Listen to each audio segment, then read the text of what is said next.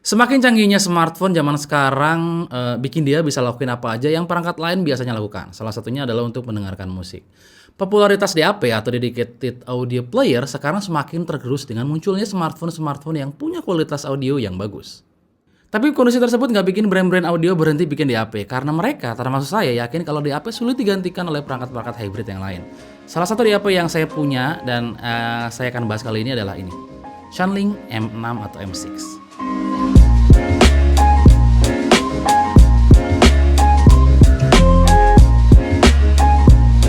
Saya akan bikin video ini sesingkat mungkin karena saya hanya akan bahas impresi saya soal DAP ini.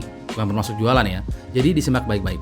Desain DAP ini tuh cantik sob, memang sih bukan DAP yang tipis, tapi ukurannya yang nggak terlalu besar, sedikit menyamarkan tebelnya yang dominan. Ukurannya sedikit lebih kecil dibandingkan iPhone saya, yang artinya nggak akan ribet-ribet amat lah buat dikantongin. Walau cantik, desainnya nggak baru-baru amat ya. Kalau kita bandingin sama Shanling M2S, M6 ini kayak versi besarnya aja. Yang paling bikin saya takjub adalah build quality-nya sob. Saya punya DAP Shanling sejak seri M3S kalau nggak salah. Dari dulu Shanling emang nggak pernah kompromi soal desain. Frame metal dengan kaca di bagian depan dan belakang sukses bikin bahagia saat kita memegangnya. Sayangnya, Shanling rada pelit soal aksesoris di dalam paket penjualan. Kita nggak akan dapetin soft case untuk pelindung si HP ini, mengingat ini DAP fragile banget ya. Losor sedikit pasti lecet.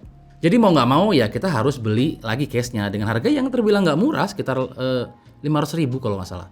Ada tombol power yang menyatu dengan kanal volume yang bentuknya tidak dibuat terlalu menonjol ya. Di sebelah kiri ada 3 tombol kontrol dan di bagian bawah ada port-port yang cukup lengkap. Mulai dari 3,5 mm sampai balance 2,5 mm dan 4,4 mm ada di DAP ini. Interface yang digunakan juga sudah USB Type-C dan tentu aja DAP ini bisa kita jadikan DAC di perangkat portable kita seperti laptop, smartphone, atau tablet. Ukuran baterai di DAP ini bisa dibilang besar yaitu 4000 mAh. Jadi kita semua tahu ya alasan kenapa bodi DAP ini rada gembrot. Ya karena ukuran baterainya besar.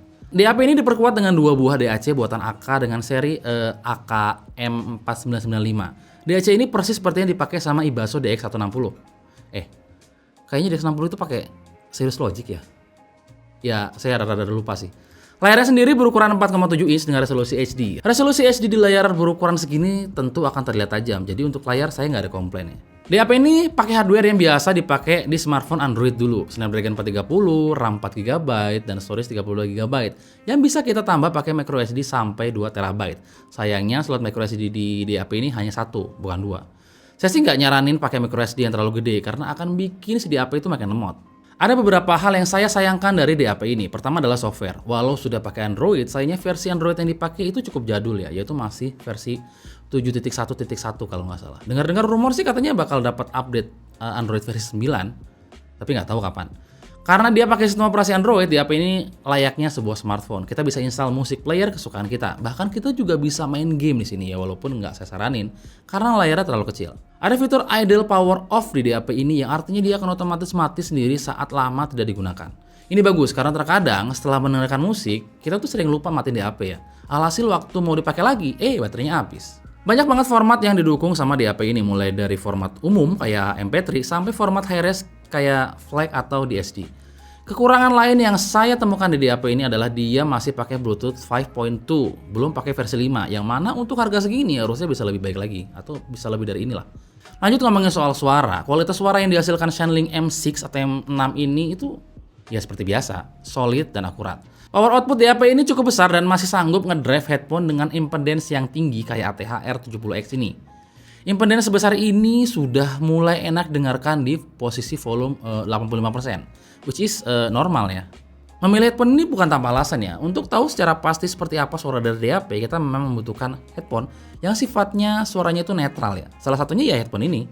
DAP ini punya bass response yang bagus sob. Impact-nya itu cukup berasa. Satu hal yang harus kalian tahu, saya nggak terlalu suka otak-atik equalizer saat mendengarkan musik. Jadi posisi equalizer itu ada di kondisi off ya. Dalam kondisi begini, bass masih terasa punchy dengan intensitas yang nggak terlalu besar. Tapi acceptable, mungkin lebih main ke quality ya daripada ke quantity.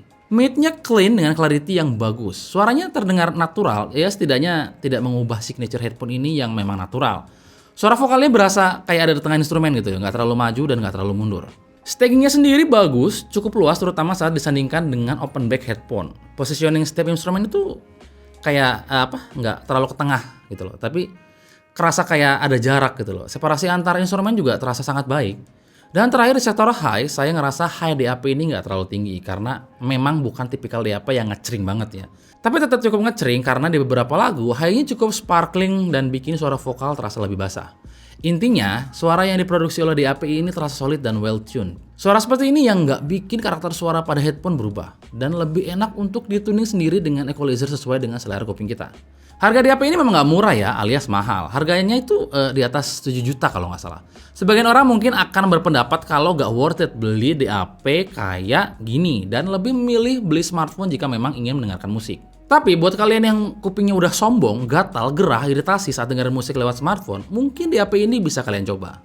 Kalau menurut saya sih menikmati musik itu priceless ya. Kita yang biasa menikmati dan menghargai mahalnya sebuah lagu akan berpikir bahwa kita harus mendengarkan musik dengan cara yang benar.